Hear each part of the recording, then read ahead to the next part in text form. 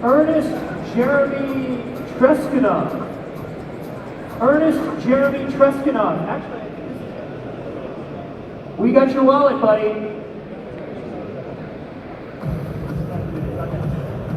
Ernest, where are you, Ernest? I know you asked me about your wallet earlier. We found your wallet. Here's the new link. Here's... Ernest, if you're here, we found your wallet. Please stop leaving it places.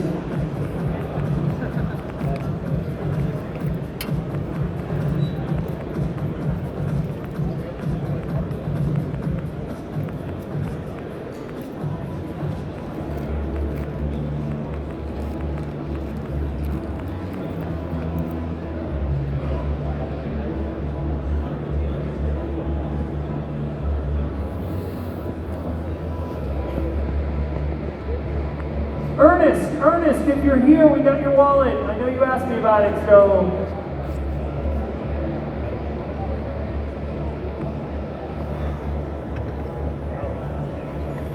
And I got somebody's car keys. You people gotta stop losing stuff, alright? Now if I can only find a few Ledger Nanos on the floor, I'd be very happy right now.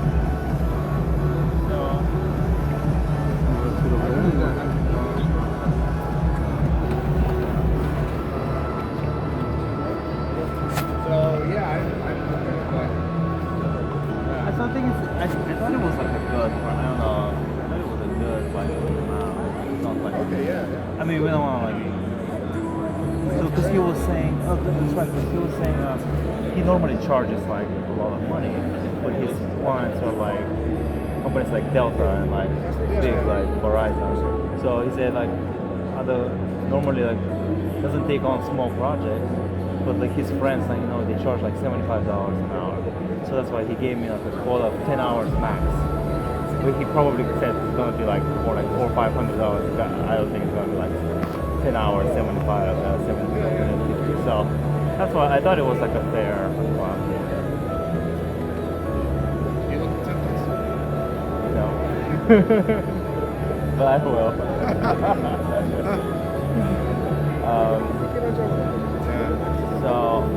Well, I wasn't sure like if you're gonna go forward with it, so that's why.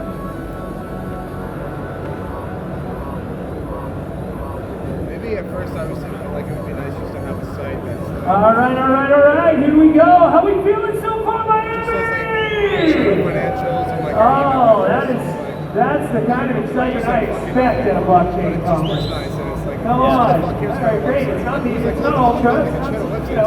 We're not bringing Tiesto out here, but we've got something just a little less better. We're going to rock it right now. Trevor Camergo, Polymath, securities tokens, right? Something that's easy to come up with a cell phone. He's going to tell you all about it right now. Polymath, Trevor Camergo, ladies and gentlemen. Thank you. All right, we're all first of all, thanks everybody for coming. Thanks, is Mo here? Thank you, Mo. This is a great event. You know, we're hosting our own event in Bahamas next month, and we know firsthand it's a lot harder than it looks. So, round of applause for Mo and the organizational team. They do it every year. So, for those who don't know me, I'm Trevor. I love crypto, and I'm just honored to be here. I got into crypto in 2012. I bought my first Bitcoin on eBay, of all places. Show of hands, anybody on eBay? A couple of people. Do not recommend that, but I kind of parlayed that into the early ICOs. Does anyone know what the first ICO was? Shout it out. Mastercoin, yes. So Mastercoin kind of launched, it's called Omni now, but from that to kind of other projects like Factum, MadeSafeCoin, those were kind of the Bitcoin blockchain ICOs, and that's kind of my education in the ICO space. And shortly after that, Ethereum kind of came on the scene. I was very lucky to be in Toronto at the time, and kind of in that community, and I felt the energy, was an early investor in Ethereum, and that helped me as well, because I got the windfall to kind of circulate it into the community, investing in projects like Shapeshift and EOS and other kind of infrastructure companies as well. And that was just kind of my thing, just advising companies, investing when I can, and trying to be as helpful as possible. And then one day, I had my big idea. And if you know me, I always kind of take action and dive into shiny new things. So this one took me a little longer because crypto didn't really have business models at the beginning. But my big idea was, I was running a private equity company at the time, and I was going to tokenize it. I was going to create the world's first dividend-paying crypto. It was going to be awesome. If you owned it, you would get paid to own it, you would get more crypto for owning crypto. And, you know, people got excited about it. I had a lot of good momentum until reality hit it. It turns out my idea, my brilliant idea was the so-called security. It's a little, you know, it's a little harder, it's risky, a little more cost. But the upside of doing it was, you know, you get an unlimited pool of capital that you can access, like institutions and public money. That I think is the biggest and best kept secret in crypto right now, and that is the next mega trend in crypto is securities tokens. And it's not necessarily these little micro funds that I was looking to launch, and that's kind of why we decided to pivot and try to launch a platform that can launch the next generation of security tokens. What is a security token? It's very, very simple actually. It's just ownership in an asset. It can be LP shares, units, like in a REIT or limited partner shares. It's just a tokenized version of that. In security tokens, you have investors that expect profits, not purchasers that expect a product. And you have usually a regulated offering of some kind, KYC that you'll have to. The reason I think everybody is getting excited, no one talked about it, it wasn't a phrase yet. Real estate function, anything for government, capital, it's a little, speck of dust in the greater, broader capital markets. The panel, active discussions in the room, Joey Krug. I'll never forget his answer because he said 95%. And then he thought about it, and if you know Joey, this would make sense, and then he's like, yep, 95%. and that kind of took me back a little bit because that's a profound statement. 95%, that means trillions of dollars of securities are going to have to migrate to the blockchain in a short amount of time. And does the infrastructure exist today to enable that? I won't spend a lot of time here, but there's not really a debate anymore. Like last year, there was a bit of a debate, but these guys are kind of throwing up the white flag.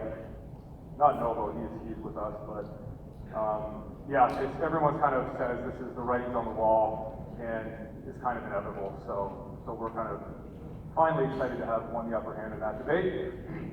But this is the question I think that you should be asking, is if security tokens are so great, like Trevor is saying, where are they? Why do so few of them exist today? And I can say firsthand, I know the answer. I wish it was a more complicated answer, but it's really simple. It's just really hard and agonizing to do. You have to structure the tech, you have to make it functional to the way security is, the legal web of global regulatory bodies and securities laws. And even if you get those two things, you got to get listed somewhere. And guess how many exchanges list security tokens right now? 0. Not T0, as like actually 0. So no, you can't get liquidity. You're a zombie coin. So then what's the point? So that's where Polymath comes in. That's why we built Polymath. We are building the Security Tokens 2.0 platform. Security tokens exist today, and we think it's time for a new wave, a new tsunami of tokens that have a standard, that have a protocol underneath it that everybody can launch on top of. If I could sum it up in one sentence, Polymath is empowering trillions of dollars of financial securities to effortlessly migrate to the blockchain. If anyone asks what Polymath is, try to remember that. It all starts with community. You know, in the Ethereum days, it was all about the developer community, and that's how you knew it was legit. And for us, it's the same. We focus really hard on building by far the biggest security token community on the planet. That's developers, legal professionals, regulators, and legal professionals. Secondly, you want to create a barrier. We're creating interfaces and wizards that I'm going to show you guys in a second that make it easy. So anybody can create a security token. The barriers are very low. You also want to have KYC functionality. We've innovated on proprietary technology where you can actually do KYC directly within the token. And then finally, the liquidity, the elephant in the room. We've architected our protocol that's going to be backwards compatible with other exchanges. So all of our liquidity partners and all of our issuers that launch on Polymath will be able to make beautiful token babies together. Okay. Check it out. This is a demo we did just for this, and you can go to polymath.network/wizard. I'm not going to walk you through it. You can actually play with it live. And this is how while you fill this out in the real version, the smart contract is getting built in real time. And you can see this is our vision. This is like the level of simplicity that we think the world needs to actually get excited about security tokens and blockchain. We're inspired by Ethereum. We're very bought into that project. Ethereum launched the $500 billion utility coin revolution, and Polymath is doing likewise, but in the security token space. Ethereum made it easy for developers to launch ICOs. Polymath is making it easy for non-technical Wall Street people to launch STOs, we call them, not ICOs. This is my favorite chart. This is the graphs and the patterns of the market cap of utility coins over time. If you look on the far left side, you see it starts with Bitcoin, and then you have Mastercoin, and then you have a few other altcoins, and you see some linear growth. But then Ethereum arrives on the scene and makes it easy to launch ICOs, and the hockey stick takes off. That was the inflection point for this market explosion that we've seen. Make no mistake, it was Ethereum. And for securities tokens, this book hasn't been written yet. We see the exact same patterns playing out. You have a couple of security tokens that have launched, kind of the early security tokens. They've done a fantastic job getting them on the map. But if you're in my shoes, you can see that the world is begging for a new catalyst to launch the security token revolution. And that's what we're positioning Polymath. If you've ever been involved in an IPO, you know it's messy, it's expensive, it's time consuming. That's one of the reasons there's not a lot of them these days. But blockchain is going to change that in the same way that blockchain made payments more streamlined and got rid of all the middlemen and rent seekers in a transaction, all the settlement banks, clearing houses, payment processors, credit card companies. You don't need any of that. And we see the exact same dynamic playing out in the capital markets. You don't need all the middlemen for a fundraise. And we're trying to streamline that whole process. It all starts with the issuer. The issuer is the one who's creating the token. They could be creating a new token, a new fund, or they could be tokenizing an existing fund. So it starts with them, and we've built a protocol where they can interact with the investor on the bottom side. So we have the supply side of the marketplace and the demand side of the marketplace. And when you put it all together, we have a robust protocol, a robust standard that all of these disparate parties can use to be incentivized for a common goal, which is to move this movement forward. I dare anybody to find a better advisory board than this one. We're very grateful and humbled to have some of the most high caliber and highly engaged advisors in the world. Patrick Byrne, David Johnston, Eric Voorhees, he helped refine this vision early on with Stan Moroznik. He created the first crypto investment bank called Argon Group and now Element Group. And the list goes on, Anthony Durio, Stephen Narioff, two Ethereum original gangsters, and of course Matt Rozak. You better be here. Thank you for dinner, or not if you're not here. And this is the core team, and thank you everybody. We brought most of the team here. Some new hires, Cal Gabriel from the Abu Dhabi Sovereign Wealth Family Funds, Igor from GMP, Canada's largest independent investment bank. We're just stacking our team with high quality business people and developers, like everybody on the top row as well. So we'd love to meet you guys. This is does anyone recognize this boardroom? It's from the TV show Suits. They film it in Toronto. So we basically snuck in and shot our promo video there. We brought some names there. That's Stephen Narioff from Ethereum joined us. Next to him, Sunny from Uno Coin, India's largest exchange. Next to him, Jeff Pulver, a pioneer in the broader industry. He invented voice-over IP technology. Couple predictions. Mo, you can write these down for next year. I can eat my shoe maybe, but this is what I truly believe is going to happen. Utility tokens are going to plateau. I think we're already starting to see that a little bit. And security tokens are going to emerge. And I think by this time next year, security tokens will have a bigger market cap than utility tokens. It's not going to take much, just a couple of big funds to tokenize, and we're already bigger than the utility token marketplace. And finally, the polymatch network effect will have established itself. That's kind of my background, is building network effects and building the best inventory of supply, that's issuers, and the best list of accredited investors, that's demand, and then it'll be too late. Goldman Sachs can't touch us, even if they try, because we'll have the network effect, just like when Google tried to compete with Facebook, it was too late. Oh, I promised you a special announcement. I hope you don't mind, I have several. We are officially the biggest community on the biggest crypto social media platform. We hit the cap. We capped out.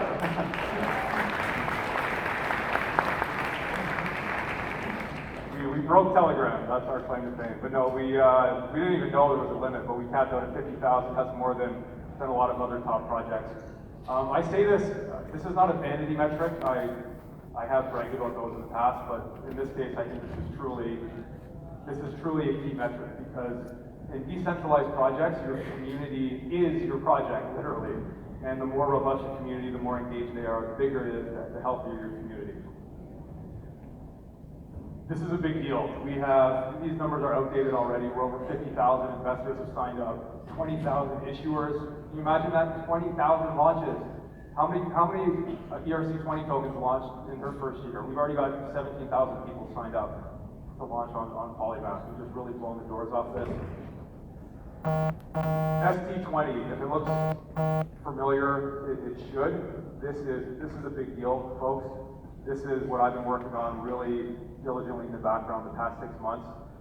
If you know your Ethereum homework, you know that the ERC20 standard emerged from the community. A guy named Fabian Vogelsteller suggested it, and then the community adopted it.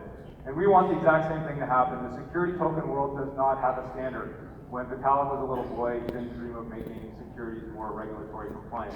And that's what I dreamed of.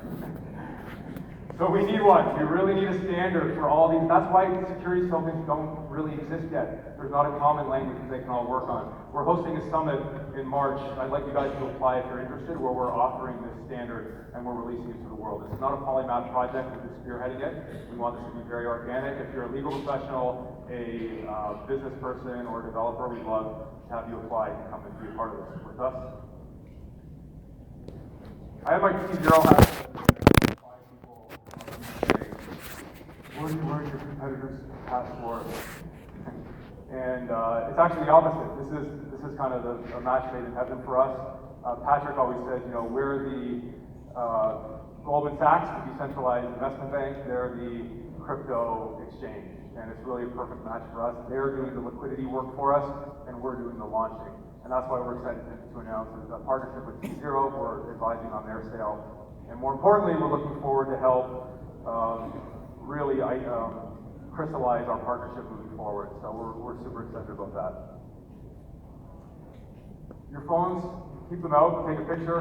This is Polygon 18. We have Patrick Byrne, Roger Burr, Brock Pierce, Bill Ty, Anthony, Ty Lopez. Got the Battle of the Ties. And this is the Security Token Launchpad event, Polygon 2018 at Baha Mar Resort in Nassau, Bahamas. We are stoked for this. It's coming